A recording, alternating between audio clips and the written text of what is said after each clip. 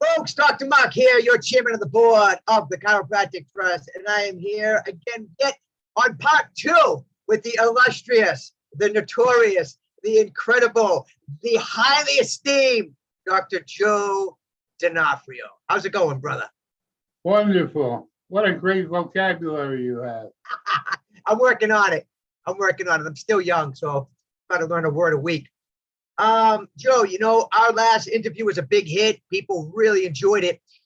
And what my mission is in our interviews is to not keep you chiropractic's best kept secret. You are one of the most accomplished chiropractors who's ever lived. You built one of the largest practices the world has ever seen. You are the original cash practice. You have incredible wisdom when it comes to communicating your message, both verbal and nonverbal. And you've held the highest positions in straight chiropractic, chairman of the board for Sherman College for 20 years, chairman of the FSCO. How many years were you chairman of the FSCO for? About 22, 23. And working hand in hand with Reggie Gold and Joe Strauss, Tom Gregory, Jim Haley, to shape this non-therapeutic model of chiropractic. So as you are having the enjoyment of the later years of practice, how do you feel where non-therapeutic chiropractic is right now? What is your opinion of where we're at? Are you happy? Are you frustrated? What do you think? And I want a totally candid response. Yeah, I think I'm rather frustrated. Got enough water? Was that water or vodka? Today's water, you know that, but you know, vodka is, by the way, a very kosher drink, so I do support vodka. So elaborate on why you're frustrated right now. Well, it seems like as long as there's some leader somewhere who's leading the movement around, the movement does just fine. Everybody wants to be told what to do and how to do it, which means somebody's got to take a leadership position. But nobody seems to want to be the leader. We need to learn how to self-motivate. People used to ask me, I'm at a time in my life when I was seeing 1,500 visits a week. People would ask me, you know, who do you go to see to get recharged? Because they all came to me to get recharged. I say, well, nobody. I recharge myself. I see the monumental vision of a world unsubluxated, a world fully expressing itself as to what it can be and what it is.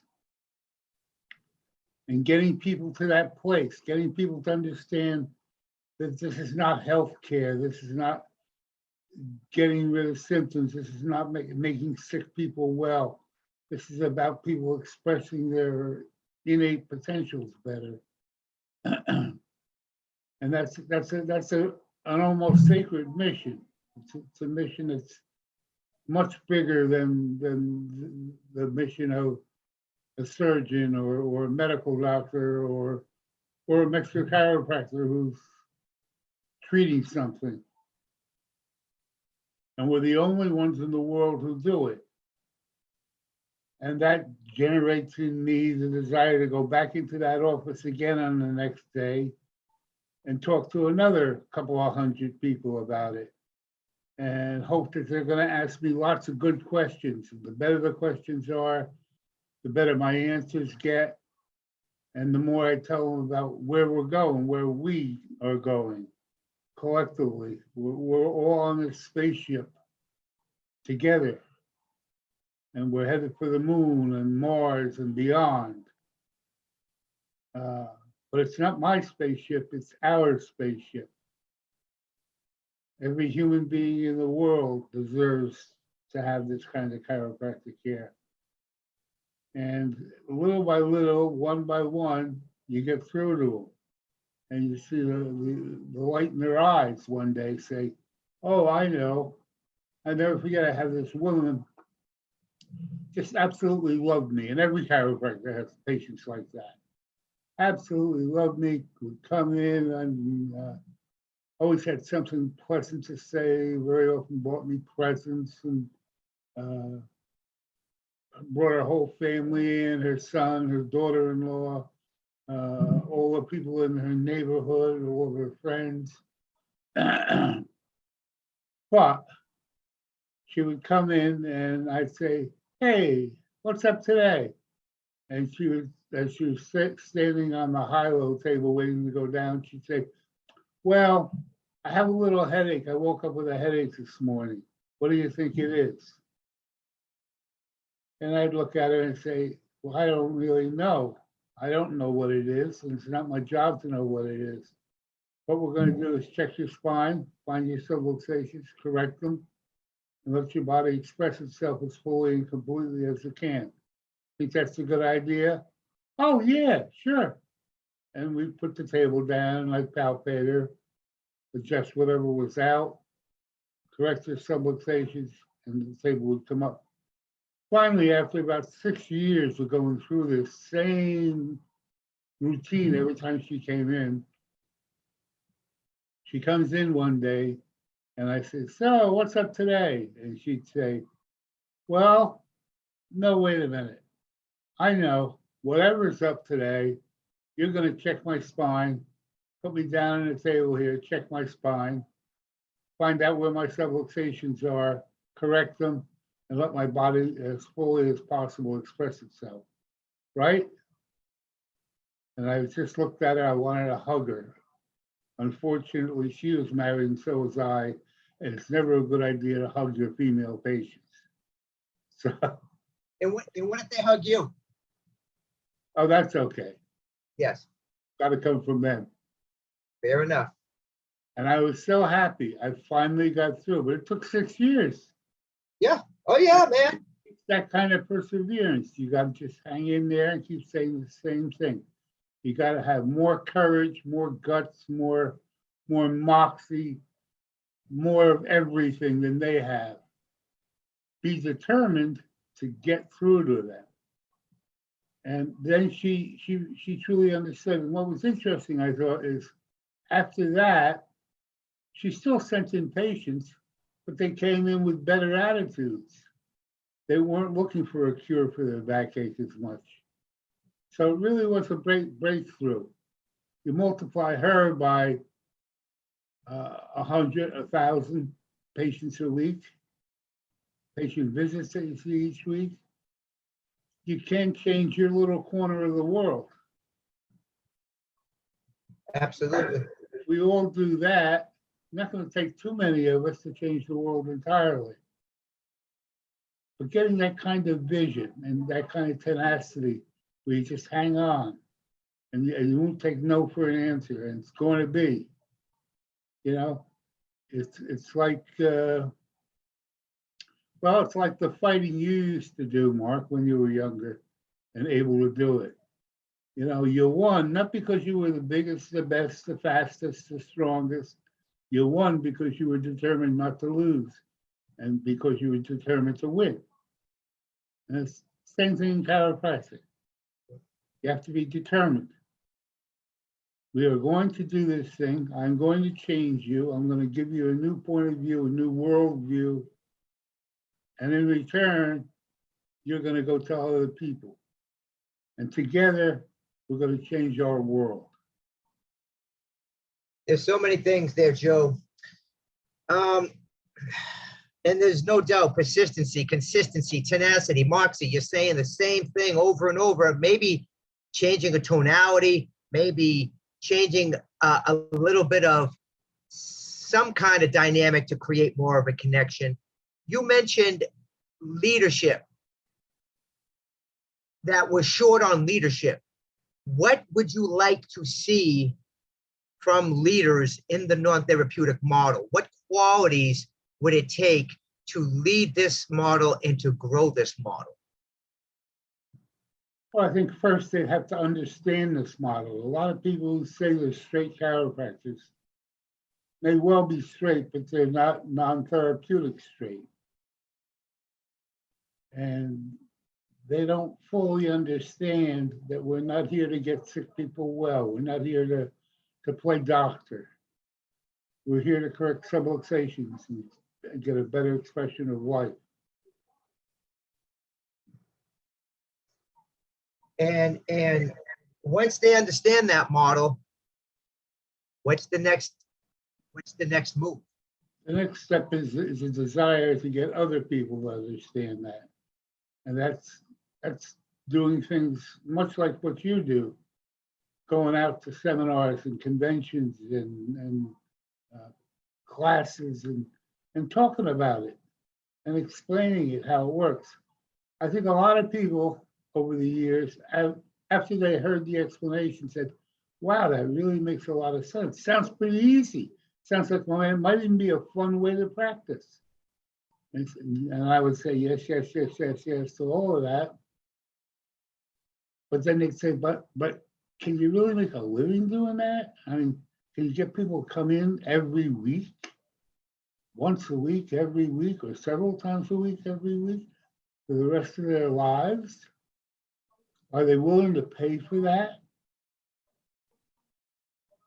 So you not only had to tell them about it, you had to be a living model of the results of doing it. Yes. You had to be financially successful. You had to show them a happy face, which was not put on, was real. Yeah. That I really liked doing what I do. I'm now 77 and I still practice, not because I need to, but because I really like it. Yes. I'm seeing these same people who have been coming in now for 55 years. I've been in practice 55 years. These same people are coming in now. And it's like they're a part of my family, like they're a sister. I'm an only child, so I never had a sister or a brother, but they're like sisters and brothers to me. And they come in and we talk about their family and how everything's going. And they tell me their dog died. And we talk about the death of a pet animal in our lives and how harsh that is and how tough it is to get through. But not as a psychologist, but just as a friend, as a brother. Yes, absolutely. And I love it. I just love practicing. I had a friend way back when I was first in chiropractic, who in his later years died with a patient on a table. He was making an adjustment, made a thrust somewhere in the thorax, and fell over the patient and died of some sort of massive heart attack. And I always thought, you know, whatever my time is, and I don't know when that is, whenever it is, that wouldn't be a very bad way to go. Agreed. Doing what I love, with people that I loved, and probably a little traumatic for that patient, but Maybe, yeah, maybe. But he went on. Several of his children became chiropractors. They still practice in Florida, as far as I know. But that seemed to me to be a good way to go. Yes. Some people want to check out while they're sitting on the beach, but for me, I'd rather be in the office and have a patient there getting their spines checked. And I get it. You know, you've taught me a lot of things. You know, I've been very fortunate. I enjoy a significant amount of my practice that's been coming in for 20 years every week, and some of them almost 30. And the lessons that you taught me, of course, are lessons I am trying to pass forward, are things that became more clearer in time. that even when you were first teaching me, I didn't readily accept the information. But the longer that I practiced, the more apparent this truth became. And can I give you an example? Sure. There was one time, I don't know, probably about 10 years ago, and you had said this before, but you and me and you and I and Damien were in your kitchen, and you had made a point that you said, I never take a person the same day that they call or walk in. And at first I was like, well, why wouldn't you do that? You know, we got this great message. And I kept putting more pieces together, and it's because we're not a crisis service. We are a non-crisis service. And when you take people in under their crisis conditions, you lose frame, you lose authority, and you lose the ability to properly educate that person Yes. for life. Yeah. Yes. So you Yes. may see them for 2 weeks, but you're not going to see them for 55 years. Yes. So You did a terrible disservice to that patient if you take them right away. terrible. If they call up and they say, I'm in such pain, can I come and see you right away today?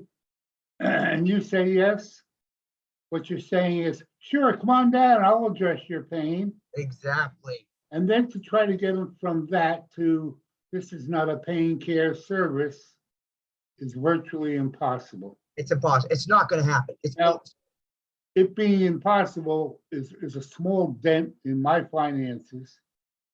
It's a few bucks I'm not going to take in that week. But bigger than that, you've condemned them to a shorter life and a life of less quality. Correct. And they'll never be able to turn that around. They'll see other chiropractors because you won't take them back, or at least I don't take them back. If a patient discontinues care, they discontinue care for good in my office. And I like it that way. Because that means what I'm telling you here is the truth. I'll give you one fair shot. Do it right the first time.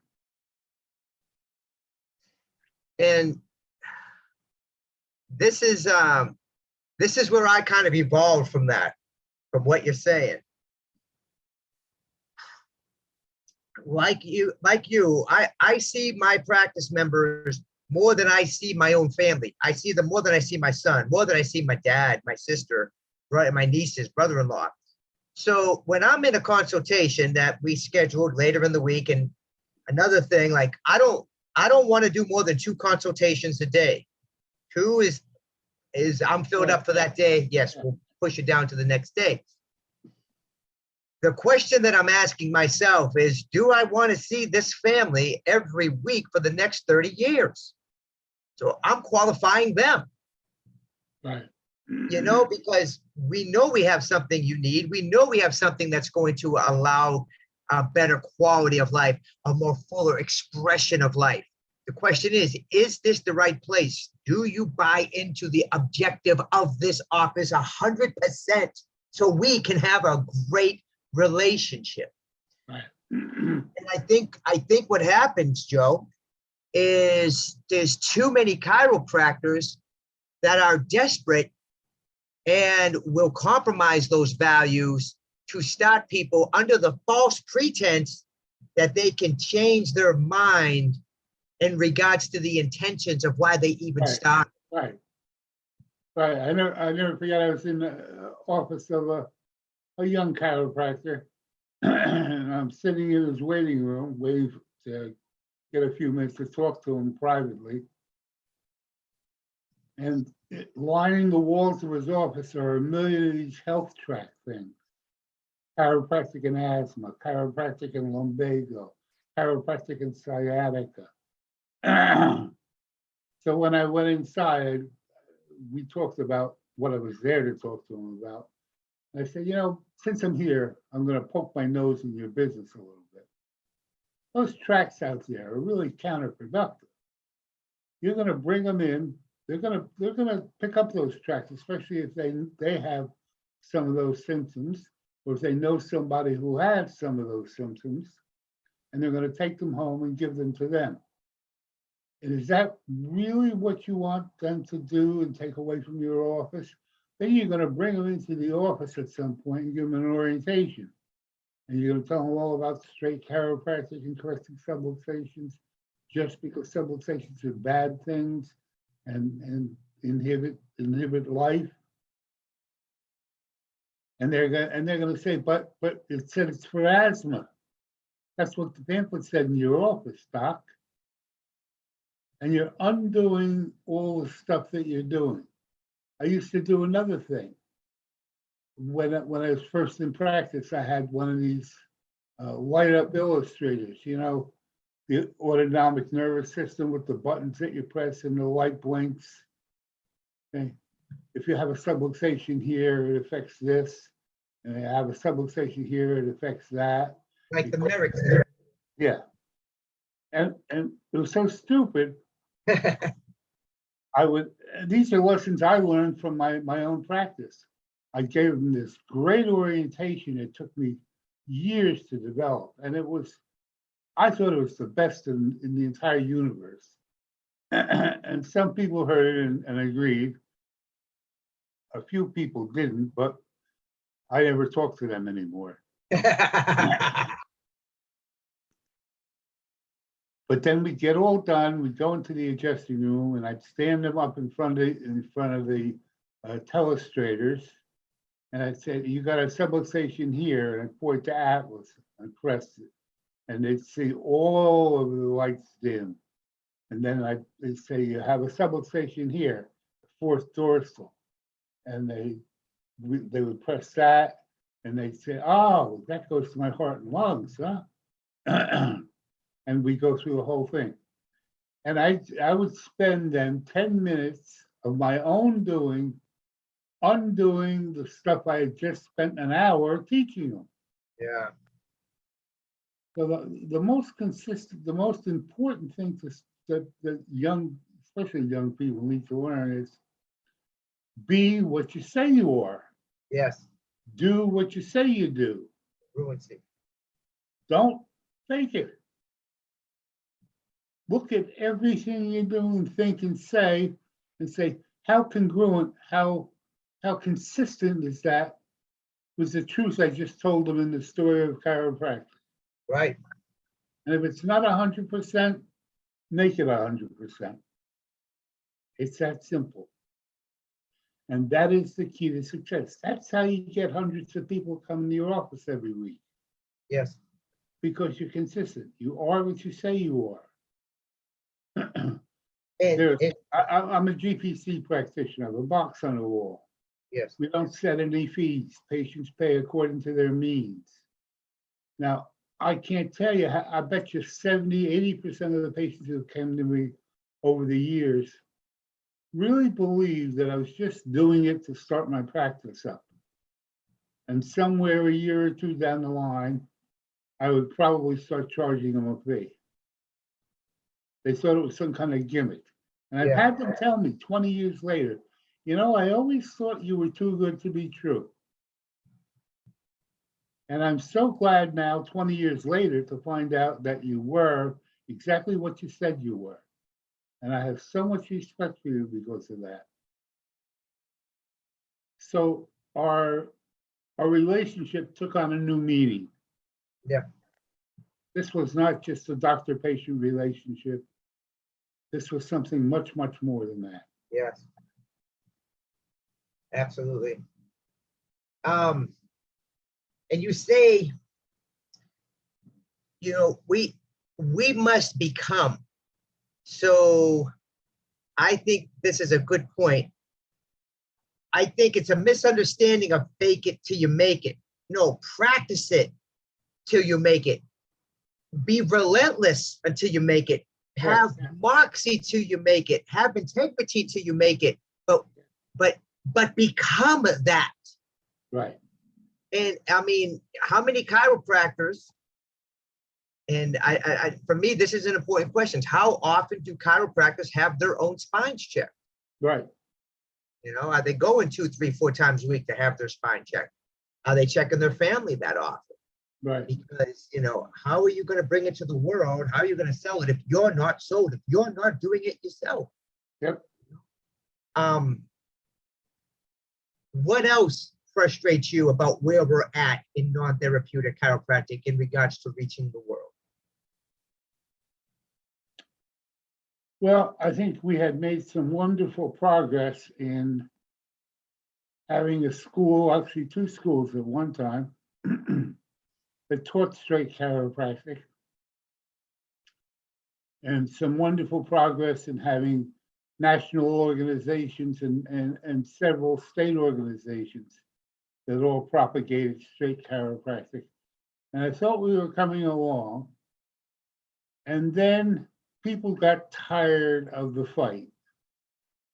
And they kind of threw down their swords and their shields and said, so we compromise a little bit. So what? It can't matter that much. And they compromised.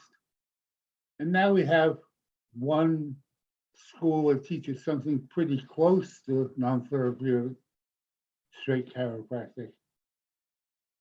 We have no national organization that represents it, at least none I'm aware of. Well, I mean, you can't forget the trust, Joe. We got the chiropractic trust. Oh, yes. Well, that's our group. Yeah. But I think the other organizations that used to represent straight chiropractic don't really exist anymore. They don't seem to have meetings. They don't seem to have people who get together and strategize and look to spread the word and do the job of chiropractic. So that's a little frustrating. It's people just getting tired, and it's not good. It's not healthy. And then when they get tired, their practices fail, or at least diminish. And their diminished practices then diminish the quality of their own lives. And they get all frustrated and angry. And I tried straight chiropractic, but it doesn't work. Oh yeah, it worked just great for the 10 years or 12 years that you did it. Then you got lazy. And you decided not to do it. And when you don't put in, you don't get out. It's really that simple. Life is exactly what you do. Everybody gets exactly what they deserve. And that's a bitter pill for some people to swallow, but it's the truth. So if things ain't going so good in your life, it's because of what you're not doing, not what you are doing. Yes. Absolutely.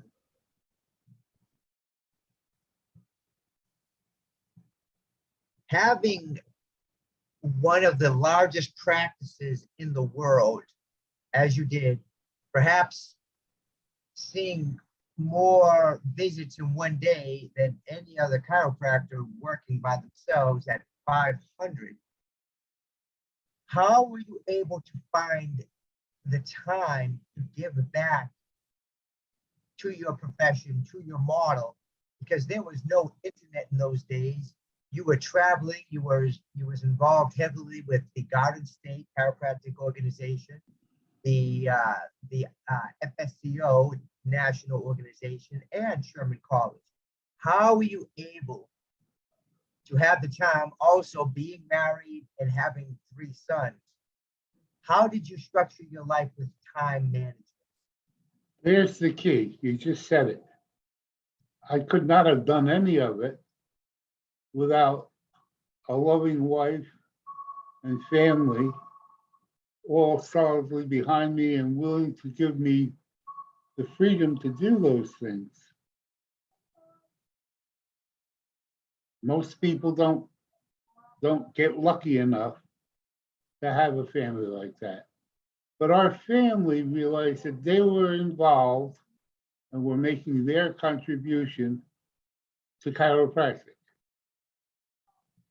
By letting Dad go on the weekend and not have him be there to watch their football game or their baseball game. Instead of being in the stands, I was somewhere in Cincinnati telling people about chiropractic. They knew that Dad was sacrificing, and they were sacrificing to help Dad and spread the word of chiropractic. Long story short, all three sons became chiropractors. And my wife of 55 years is still with me. And God bless her soul. Without her, we could have never done it. But she too felt a part of the mission. Absolutely. It says she was doing things with her life that were helping people by helping chiropractic. Do you consider yourself an outlier in this profession?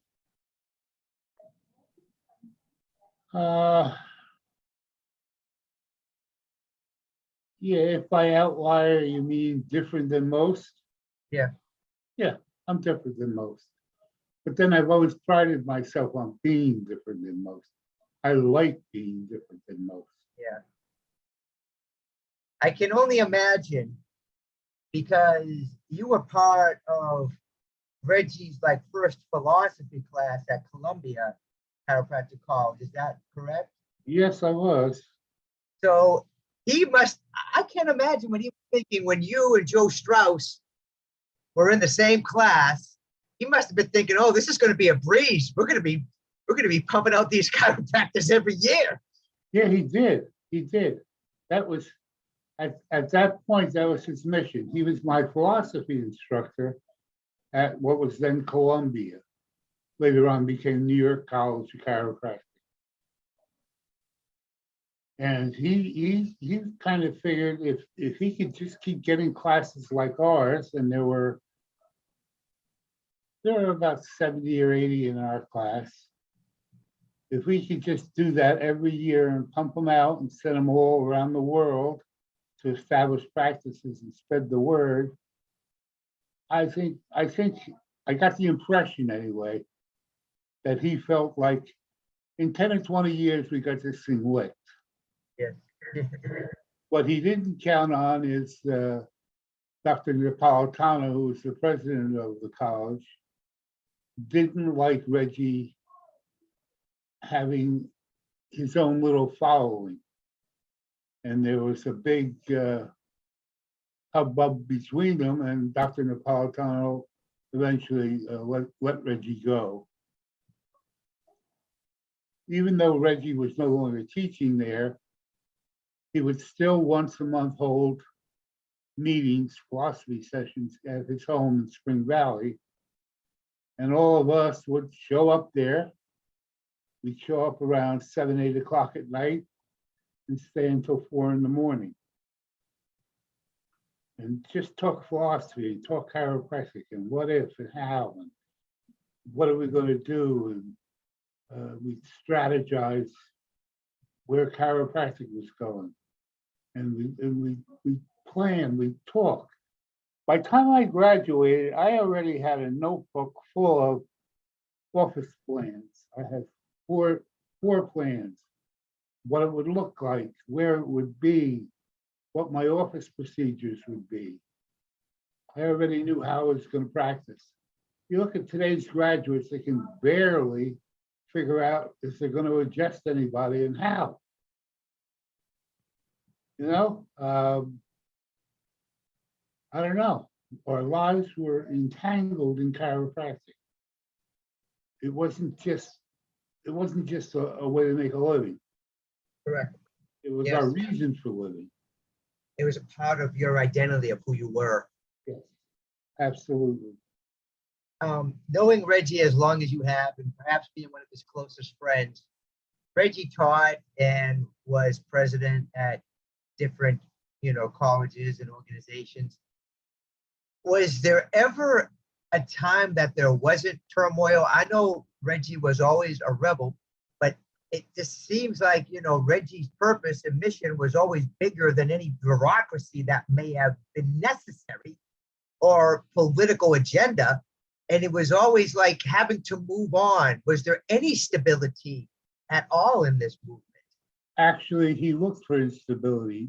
He would say, let's stir up the shit and see what happens. And sure enough, he would. The next day, you could see him started doing.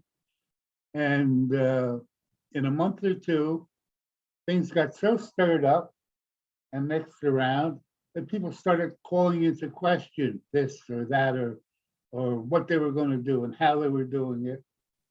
And that's how he brought about change. Was that a good thing? Was it a Yes. good thing? It was. Yes. Okay. Yes. Yes. There are no bad things. All things are good. Okay. All right. Well, that's a broad That- statement. That is our interpretation. Ah, okay. So Reggie constantly moving on and never staying in one place overall was a good thing. Right, because they can't hit you if they can't see you. So he was constantly bouncing around. And that's what enabled him to do so much for one man. He accomplished an enormous amount. And back to you.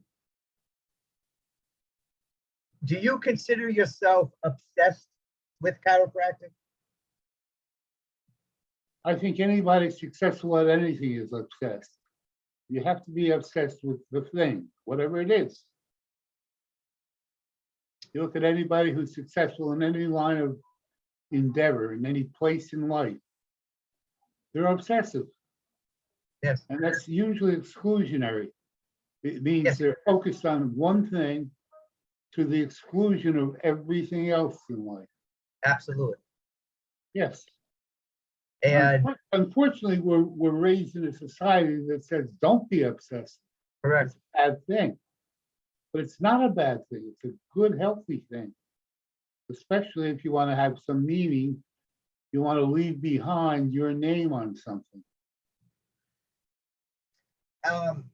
It's funny because growing up, I was always told that I was obsessed with whatever I was doing and it was a bad thing.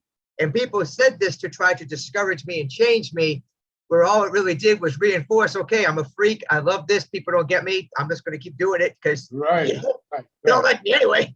So, but as one of my mentors, the things that I've always looked up to you with was, yes, your obsession with chiropractic, your commitment to serving your community congruently, your office hours that were very accommodating to people's work schedules, the way that you obsessed over your wife and children, having the home office, having that tight-knit Italian family, having the support of your wife, and always giving your wife credit and accolades and appreciation. And I have the privilege of personally knowing your wife and the relationship you have, and I got to tell you, she's just an angel. That is a sweet angel sent from heaven, Joe.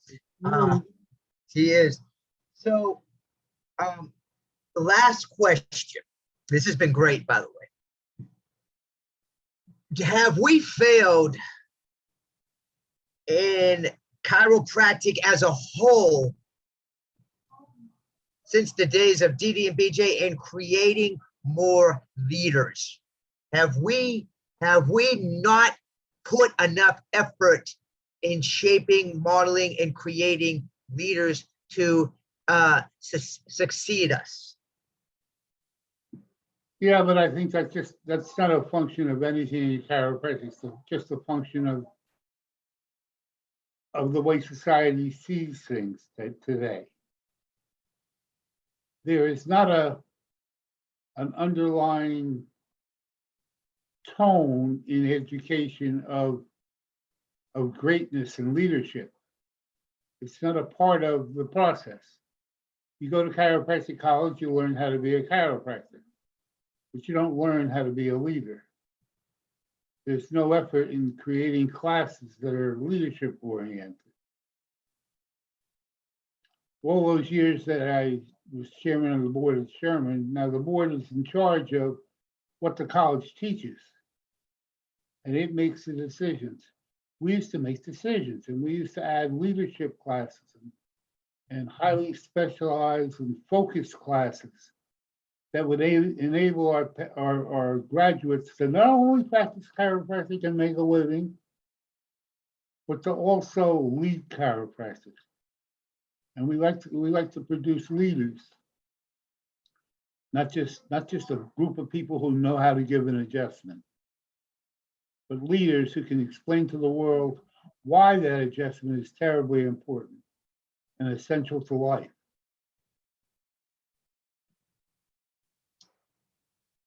That's it. And is there something we should be doing postgraduate, say through national organizations or through Yes. different? That's all we have to deal with, unless we go in and take control of the colleges. Until that happens, and I don't see that happening. It's some sort of postgraduate courses. Yeah. Yeah. Yep. Unfortunately, most of the people who give postgraduate courses start out very well intended and with good programs and good ideas and have not just a little bit of success. But eventually it becomes an ego thing. And their egos get so blown up and they come to think of themselves as so important that they're really there to become the Caesar, that kind of leader, rather than let's all get together and form a consensus and work together to get this done. And that's where I think we're going wrong, but that's probably the nature of humanity. I Yeah. don't know what to do about that. Joe, this is great as always. Do you have any final words from this interview that you'd like to leave our viewers with? No, I really don't. It was an interesting interview. It always is with you. Thank you. And thank you very much for inviting me. Anytime you'd like to talk, I'm available. Oh, you know I'll be hitting you up real soon to talk again, brother. Okay. Thank you, Joe. Thank you. Love you, Marky. I love you too, brother. Have a good night. You have a good night as well, Joe. Talk soon. Peace. Peace, brother.